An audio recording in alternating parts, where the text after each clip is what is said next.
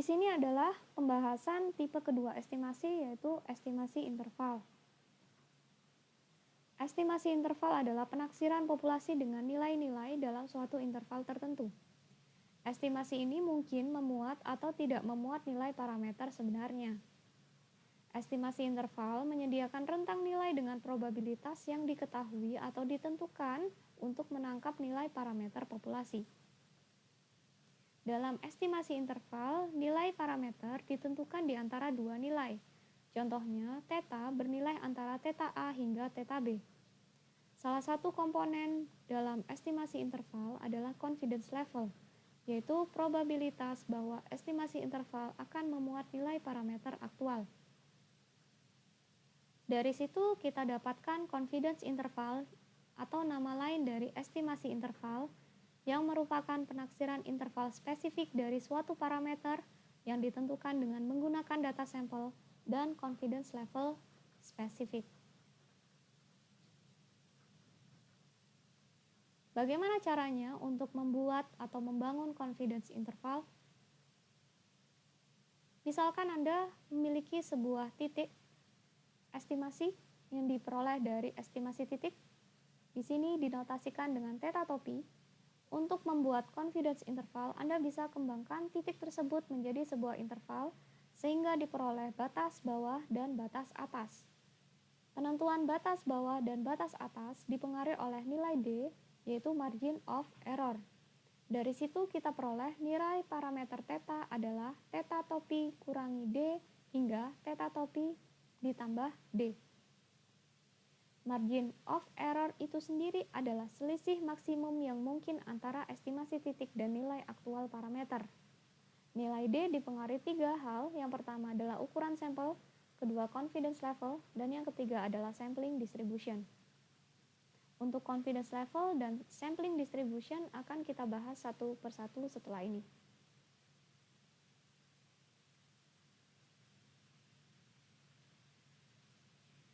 Confidence level. Confidence level biasanya dinyatakan dalam bentuk persen. Confidence level diberikan atau ditentukan sebelum estimasi interval dibuat. Confidence level menyatakan tingkat keberhasilan prosedur yang digunakan untuk membangun interval keyakinan dengan probabilitas 1 minus alfa. Misalnya Anda mengharapkan tingkat keyakinannya 95%, maka artinya Anda 95% yakin bahwa interval akan memuat parameter populasi dan 5% yakin bahwa interval tidak memuat parameter populasi.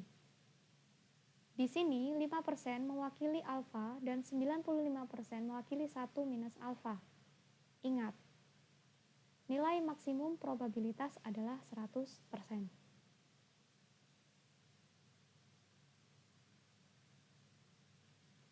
Selanjutnya adalah sampling distribution. Tipe distribusi yang digunakan untuk membentuk confidence interval ada 3 yang dikategorikan berdasarkan jenis parameternya.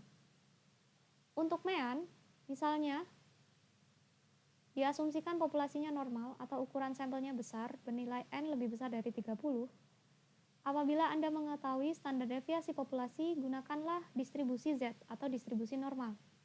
Namun jika tidak, gunakanlah distribusi T. Distribusi T memiliki kurva yang serupa dengan distribusi Z, yaitu kurva yang simetris dengan luasan kurva total adalah 1 atau 100%. Perbedaannya adalah pada distribusi T, nilai kritisnya dipengaruhi oleh degree of freedom atau DF, di mana DF bernilai sama dengan ukuran sampel dikurangi 1.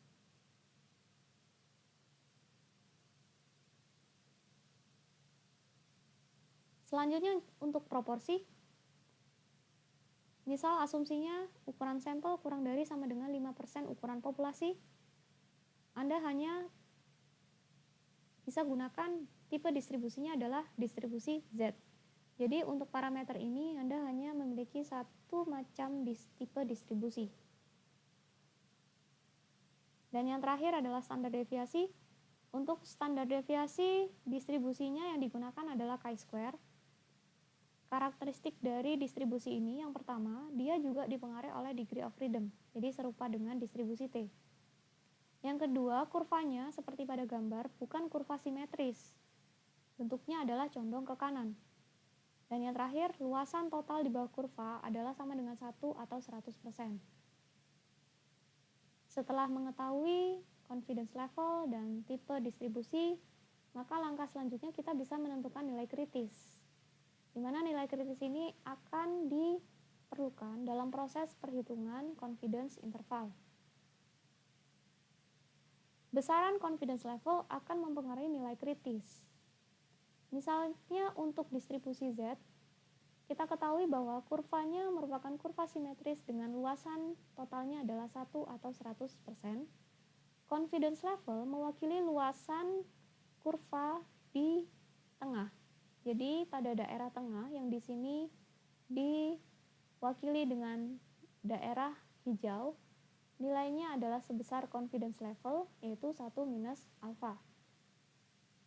Oleh karena itu, daerah di sisi ujung kanan dan kiri, luasnya adalah alfa per 2. Menggunakan luasan-luasan itu, kita dapat tentukan nilai kritisnya, yaitu Z alfa per 2, di mana untuk nilai ini kita bisa peroleh dari tabel Z. Seperti yang telah kita pelajari sebelumnya, nilai pada tengah tabel mewakili nilai luasan dan sisi vertikal dan horizontal pada kotak merah mewakili nilai Z-nya. Anda bisa buka lagi materi minggu sebelumnya. Lanjut pada distribusi T, sebenarnya ini tidak jauh berbeda dengan distribusi Z, hanya saja pada distribusi T nilai kritisnya dipengaruhi oleh DF, sehingga nilai kritisnya adalah T n-1, alfa per 2. Nilai alfa per 2 di sini pada distribusi T mewakili area in one tail. Sehingga pada tabel T untuk memperoleh nilai T-nya, Anda tentukan DF dan area in one tail yang diperoleh dari nilai alfa per 2. Yang terakhir adalah distribusi chi-square. Pada distribusi ini, kurvanya tidak simetris dan total luasannya adalah 1 atau 100%. Berbeda dengan dua distribusi sebelumnya, pada distribusi ini ada dua tipe nilai kritis yang disebut chi-square left dan chi-square right. Nilai kritis ini ditentukan berdasarkan DF dan juga luasan sisi kanan titik kritisnya. Di mana untuk chi-square left, luasan sisi kanannya adalah 1 minus alfa per 2 dan chi-square right, luasan sisi kanannya adalah alfa per 2. Dari situ kita bisa peroleh nilai chi-square kritis dari tabel chi-square berikut ini.